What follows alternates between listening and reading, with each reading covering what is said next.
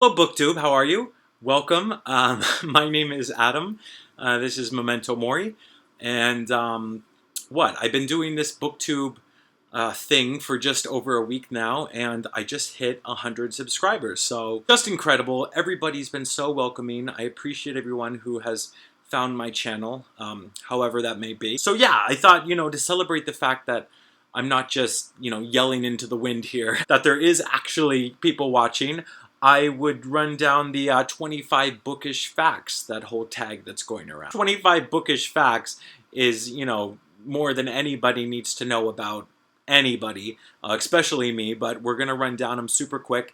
And yeah, number one is that long before I started this whole booktube thing, I was and still am super into the whole Instagram, bookstagram community. Tons of great readers on there. Yeah, if you're in Seattle and happen to see some asshole on the side of the street, taking pictures of their friggin' book, it's probably me. So yeah. Number two, since I wasn't on BookTube last year, I thought I'd give you the top rundown of my top 5 books of 2015 in no particular order. Dream Tigers by Jorge Luis Borges, On the Beach by Nevil Shute, Crow by Ted Hughes, The Good Old Handmaid's Tale by Margaret Atwood, and finally, If on a Winter's Night, A Traveler by Italo Calvino. Number 3, I'm an avid cook, and I used to collect cookbooks, but I recently got rid of the majority of them because honestly it's easier with the internet now. I do still collect and buy Canal House. I have 8 volumes of their cookbooks,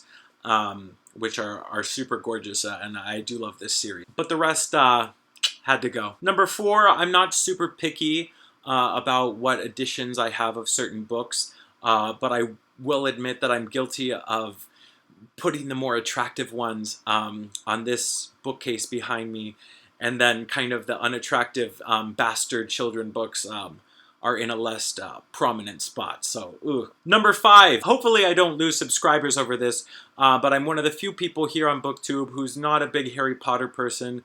I did read the series as an adult a few years back, and it was enjoyable enough, but I don't have that connection with it from my childhood that I know so many do. Fact number 6, my favorite childhood book is The Phantom Tollbooth by Norton Juster.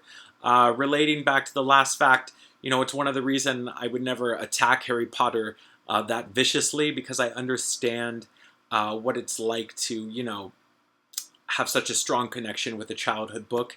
And for me, it was Milo and The Phantom Tollbooth. If for some reason you have never read this book, please do, no matter what age. It's something I still read every few years, and it's an incredible book. Number 7, I'm not a huge fan of TBRs. They don't really work for me. The only time I do it is I write a short list in my little notebook at the beginning of every year, just of authors and books that I'd like to get to sometime throughout the year. Otherwise, I'm more of a emotional reader, so it's hard for me to plan things out. Number 8, probably a lot of people would be surprised that I have read the entire Song of Ice and Fire, at least all the books that have been published by George R.R. Martin. I read them years ago when the series first came out. To be honest, I've only watched like the first 2 seasons of the television show. And yeah, I'm not even that super into continuing the series, if and when he, publishes The Winds of Winter. I don't know. I don't know how I'll feel when that comes out, how much interest I'll have, but we'll see. Number 9, I do prefer for it to be quiet when I read. If I do listen to music, it usually is instrumental. I do like postmodern, classical, depressing music. I can be like reading Anne of Green Gables, but I need the background music to be like, the fucking apocalypse is coming, okay? Number 10, I'm not a fan of audiobooks. I'm not gonna open that can of worms, but the only time I break that case is with memoirs, when it's narrated by the writer. In that case, I do listen to those, usually a couple a year. I think the last one I listened to was Not My Father's Son by Alan Cummings, which was good. Fact number 11, I love to sketch, I love to draw, and many of those drawings are of books. Don't ask why. I would eventually one day love to do something with them, but yeah, I love to doodle covers of books. Fact number 12 is also related to sketching. I love to buy books and recycle them into sketchbooks. An example, this is an old architect manual. It's called Simplified Design of Roof Trusses from the 50s. I got this at a Goodwill or something, and I don't know if you can tell, but I Sharpied the cover there. Yeah, I know a lot of people would think this is sacrilegious, to mark up books. Honestly, nobody is going to read this book again, so I'm happy to give it kind of a second life. It's just, yeah, bah. Little dudes. But yeah, go green. We're halfway through, people. Hold on. Fact number 13, I have a super bad habit of wanting to start authors and reading their works in chronological order. And the problem with that is I often read an author where I know their first novel is not as highly regarded, which doesn't mean that I won't like it, but there's a less of a chance that I'm going to be sucked into that author by reading their first piece of work, but I do it anyway because I'm like a completist. Last example I can remember of that is Truman Capote, Other Voices, Other Rooms, which is his debut novel, and I thought I would, read through his whole works, but I just hated this book so much that I haven't even bothered, even though I know he has so many other works that are well loved. So it's a bad habit, okay? Number 14, in terms of how many books I read at a time, I never try to have more than 2 or 3 going. And within those, they all have to be different genres, so I have, options. For example, right now, I'm working my way through my fiction, which is Dinner at the Homesick Restaurant by Ann Tyler, short story collection of Will You Please Be Quiet, Please by Raymond Carver, and then I'm still slowly working my way through my nonfiction of Howard Zinn's A People's History of the United States. So yeah, I always try to have, as different as possible types of books going at one time as I possibly can. Number 15, as for bookish stuff, I always carry around, not much, pretty much just, sticky notes for the pages, my little book light, I carry that guy around. Number 16, related to kind of bookish stuff I buy, again, not a lot. I know a lot of people I've seen, collect bookmarks and all that. The only thing I can find is I do collect these little matchbooks with book covers on them. I don't know if that'll show up. With a little, your little Hemingway, The Sun Also Rises. Your little, your all the Pretty Horses, which I actually just read, in the Cormac McCarthy. And then that's Howard Zinn, which I told you I haven't read any E.M. Forster, but maybe my little matchbook will inspire me, right? Yeah, I'm all about this sort of crap. Number 17, let's see if I can do this. My most owned and most read author is, Muriel Spark. That's a lot. Yeah, I fucking love Muriel Spark. I own everything she's ever written, and I think I've read like 15 out of her 22 books, something like that. A lot, but yeah, I love her. Fact number 18, in regards to buying books, I would guesstimate I probably do about 40% buying at used bookstores. I do another 40% online, and then I do probably 20% buying new books in store. So yeah. Oh, and number 19, I forgot to mention, relating to Muriel Spark, is that this channel's name, Memento Mori, it's Latin for Remember You Must Die.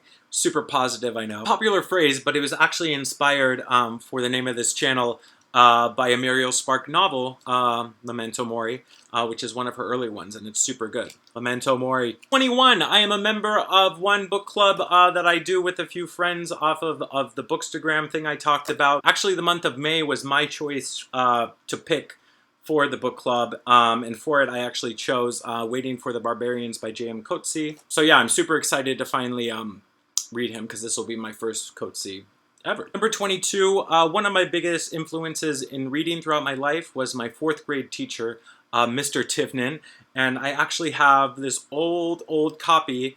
You can see his name still on the binder. The Hobbit in the class, and I remember him handing these all out, and we were supposed to give them back, but I think I stole this. I never gave it back, but obviously, as you can tell, it got a lot of use. So yeah, I owe a lot to Mr. Tivnan for being the avid reader that I am today. So yeah. Of course, The Hobbit is another massive, childhood book of mine, so yeah. Number 23, when I was a teenager, I was super into comic books, especially the X-Men comics. And I was an avid collector of them. I sold them all when I was in my 20s. But a few years ago, I actually ordered some thinking maybe I could, rekindle my passion, which I didn't, but yeah, it's kind of good memories. But yeah, this is X Factor, which was like a side team of X-Men. I was super into it. But yeah, I don't read comics or many graphic novels now. Fact number 24, I have been watching BookTube for a little over a year now, and I think the first person I ever found was the Book Chemist. I'll put a link below. He's an amazing guy with incredible taste in books. It was either him or Words of a Reader, who is still very active. And yeah, they're both great. But yeah, thank God for them, because if I didn't initially find those channels, I probably wouldn't have dug deep to find this massive BookTube community existed. So yeah, super cool. And then the final fact number 25. My name is actually in a published book. This is super embarrassing. Back when I was a teenager, I was the biggest fan of TLC, the group, okay? Not so much anymore, but the lead singer of TLC, who is T-Boz, Tian Watkins, she released a book of poetry in 1999, and before the book was published, she had a thing where you could write in to ask a question that could make it into the book. So my question never got into the book, but she did at the end of the book put a long list of the fans, and if you go to page 125, I don't know if that can show up, but 9 from the bottom there, that's Adam Duran, that's good old me.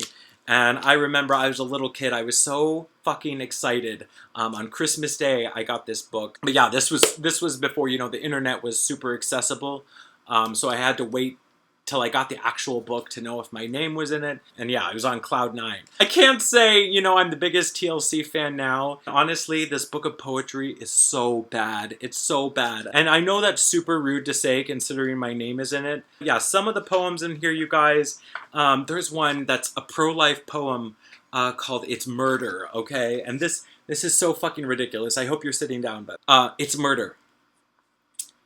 Everything grows in stages, just like 1, 2, and 3. What would have happened if my mother got rid of me?